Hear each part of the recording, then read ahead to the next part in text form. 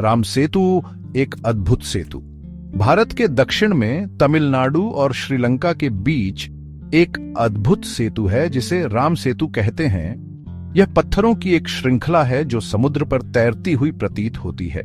यह सेतु सदियों से लोगों के लिए आश्चर्य और जिज्ञासा का विषय रहा है। कुछ लोग इसे मानव निर्मित मानते हैं तो कुछ इसे प्रकृति का करिश्मा। यह सेतु न केवल भौगोलिक रूप से महत्वपूर्ण है बल्कि इसका धार्मिक और सांस्कृतिक महत्व भी है। हिंदू धर्म में यह सेतु भगवान राम से जुड़ा है, जिन्होंने लंका के राजा रावण से अपनी पत्नी सीता को मुक्त कराने के लिए इस सेतु का निर्माण करवाया था। यह सेतु भारत और श्रीलंका के बीच एक कड़ी का काम करता है। यह दोनों देशों के लोगों को जोड़ता है और उनके बीच सांस्कृतिक आदान प्रदान का माध्यम बनता है। रामायण की गाथा।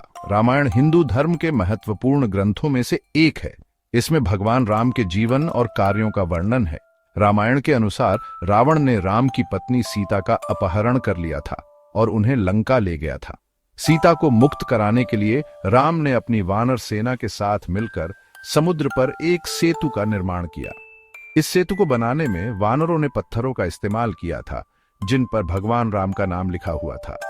यह सेतु राम और उनकी सेना को लंका तक पहुंचने में सहायक हुआ। लंका पहुंचकर राम ने रावण से युद्ध किया और उसे पराजित कर सीता को मुक्त कराया। यह सेतु राम की विजय और उनके दृढ़ संकल्प का प्रतीक बन गया।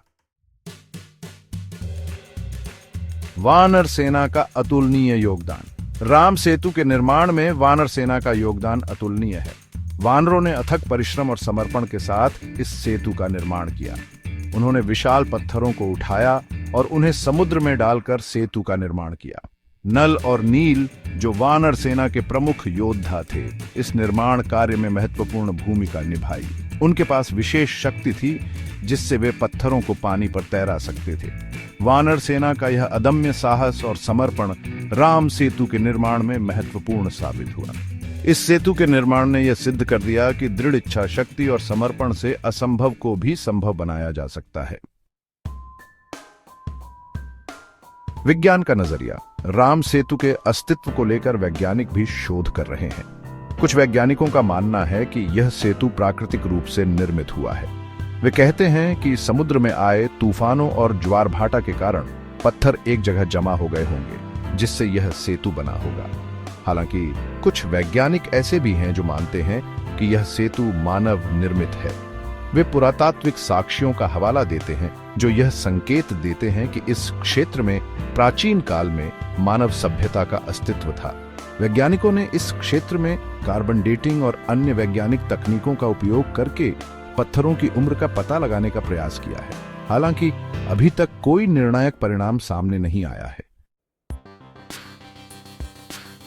आस्था और संस्कृति का प्रतीक। राम सेतु केवल एक भौगोलिक संरचना नहीं है बल्कि यह करोड़ों लोगों की आस्था और संस्कृति का प्रतीक है। हिंदुओं के लिए यह सेतु भगवान राम की शक्ति और उनके द्वारा दिए गए वचन का प्रतीक है। यह सेतु हमें अच्छाई की बुराई पर विजय का संदेश देता है। यह हमें सिखाता है कि सच्चाई और न्याय के लिए कितनी भी कठिनाइयों का सामना क्यों न करना पड़े, हमें हमेशा डटे रहना चाहिए। यह सेतु भारत की समृद्ध सांस्कृतिक विरासत का प्रतीक है। यह हमें हमारे गौरवशाली अतीत की याद दिलाता है और हमें अपनी संस्कृति और परंपराओं को संजोकर रखने के लिए प्रेरित करता है। निष्कर्ष, अतीत से जोड़ता एक पुल। राम सेतु एक ऐसा विषय है जो आस्था और विज्ञान को एक साथ जोड़ता है। एक ओर जहां यह करोड़ों लोगों की आस्था का प्रतीक है, वहीं यह वैज्ञानिकों के लिए रहस्य और जिज्ञासा का विषय भी बना हुआ है। यह सेतु हमें यह याद दिलाता है कि हमारा अतीत कितना गौरवशाली था और हमें उससे क्या सीख लेनी चाहिए। यह हमें अपनी संस्कृति और परंपराओं को संजोकर रखने के लिए प्रेरित करता है। यह सेतु भारतीय संस्कृति का एक अभिन्न अंग है और भविष्य में भी लोगों को प्रेरित करता रहेगा।